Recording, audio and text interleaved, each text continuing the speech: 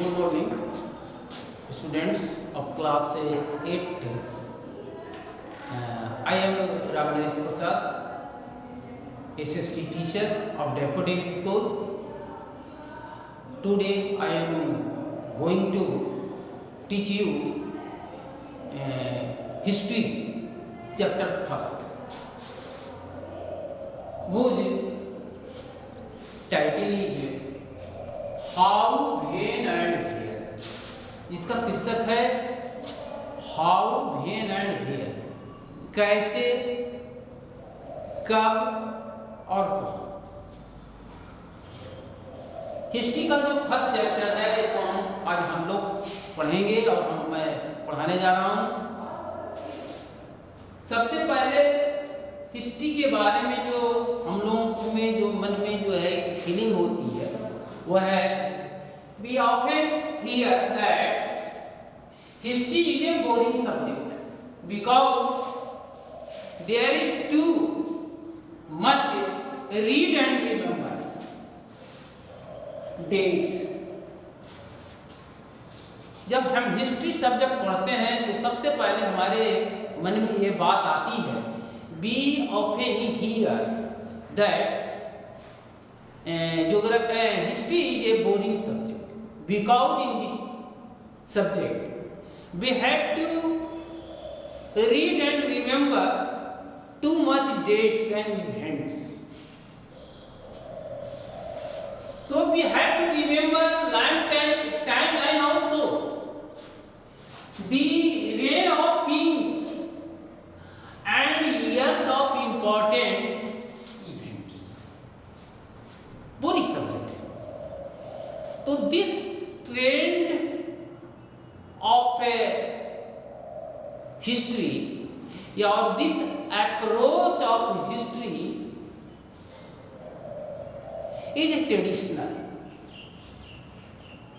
आज तक हम लोग हिस्ट्री में डेट के पीछे ही भाग रहे थे, तिथियों को ही याद करने रिमेम्बरिंग करने में हम लोग उलझे हुए रहते। लेकिन आज जो है इससे सही मायने में हिस्ट्री को खाली उसके हम डेट को ही याद करेंगे या रिमेम्बर करेंगे उसके बारे में, तो एक कंप्लीट मैसेज प्राप्त नहीं होगा। तो हियर हम न्यू अप्रोच टू हिस्ट्री के बारे में जानेंगे। आज जो हिस्ट्री हम डेट के पीछे ना भाग कर करके, जो हम पहले से हम डेट के पीछे ही भागते थे, but dates are also important if those dates are associated with significance of events or persons। Today, history cannot be understood only by placing a few dates chronologically। आज हम लोग हिस्ट्री को केवल डेट को क्रमबद्ध सजा कर करके, क्रमबद्ध तरीके से क्रोनोलॉजिकली अरेंज कर करके हम उससे हिस्ट्री जान नहीं सकते हैं। Because social structure and political systems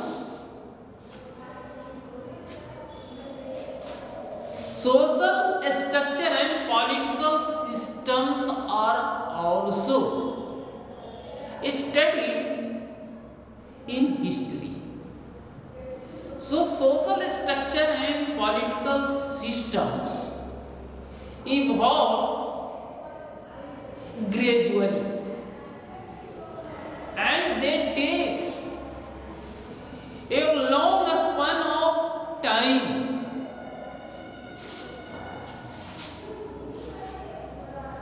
Movements and revolutions happen over a stretch of time। Movement and revolution, because here movement and revolutions are also a part of historical study, and this movement forms and revolutions take longer period of time. So a few dates are not enough. In this way, a few dates are not enough to understand history, or so a few dates are not enough to give a complete picture of history. Complete picture of history. So a few dates are not enough to give a complete picture of history. So, due to these reasons, today historians do not follow about the date. They followed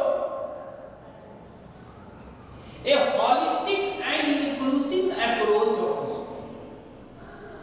इसलिए आज जो historian है, इतिहासकार है, वो सिर्फ date में ही अपने को उलझे नहीं रखना चाहते। वे they follow a holistic and inclusive approach of history. वे इतिहास के स्टडी में, हिस्ट्री के स्टडी में एक संपूर्णता में विश्वास करते हैं। इसमें डेट के साथ साथ इवेंट्स, कोई व्यक्ति या कोई वस्तु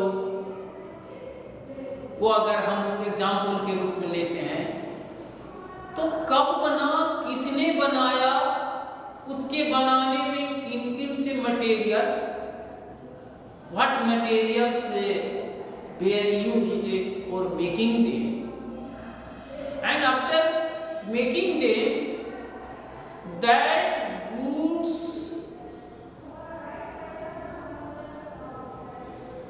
were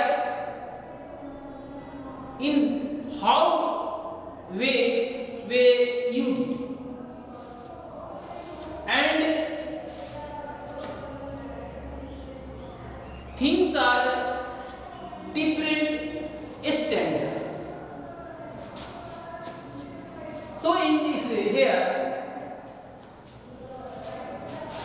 at present trend or the modern trend of under modern trend or approach of history, people study how people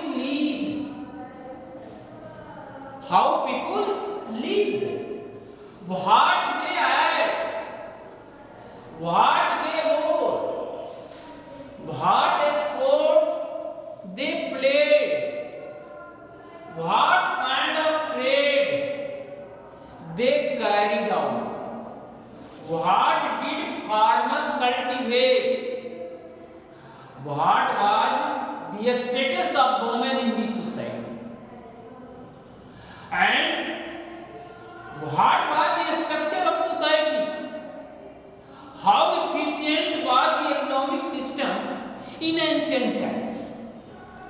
आज जो हम लोग या न्यू अप्रोच ऑफ जो हिस्ट्री है, उसमें जो मॉडर्न जो हिस्टोरियन है वो सिर्फ डेटों में उलझे हुए नहीं है। वे स्टडी करते हैं कि लोग कैसे रहते थे, वे क्या खाते थे, व्हाट दे वोर, वे क्या पहनते थे, व्हिच स्पोर्ट्स दे प्लेड, वे कौन कौन सा खेल खेलते थे, what kind of trade they carried out, वो किस तरह का क्या व्यापार करते थे, किन चीजों का व्यापार करते थे, व्हाट डिड फार्मर्स कल्टीवेट, किसान किन चीजों की खेती करते थे, वो कैसे खेती करते थे, what were the method methods of agriculture that was being applied by farmers, जो किसान द्वारा अपनाए गए। What was the status of women in the society? आज to today historian also focused on the previous status of women in society। आज जो है जो इतिहासकार हैं, हिस्ट्री इतिहासवेता हैं, वो महिलाओं के जो हमारे प्राचीन समाज थी उसमें उसकी क्या स्थिति थी उसके बारे में भी जानना चाहिए। How efficient was the economic system in our Indian society? हमारे भारतीय समाज में जो अर्थव्यवस्था जो थी, कैसी अर्थव्यवस्था थी? स्ट्रॉन्गर इकोनॉमी थी या वीकर इकोनॉमी थी? इसके बारे में भी स्टडी किया जा रहा है। टुडे वेरियस एस्पेक्ट्स ऑफ या various spheres of history are being studied. आज के दौर में हम इतिहास के बहुत सारे आयामों व क्षेत्रों का हम अध्ययन करते हैं, इतिहास करते हैं। But in previous day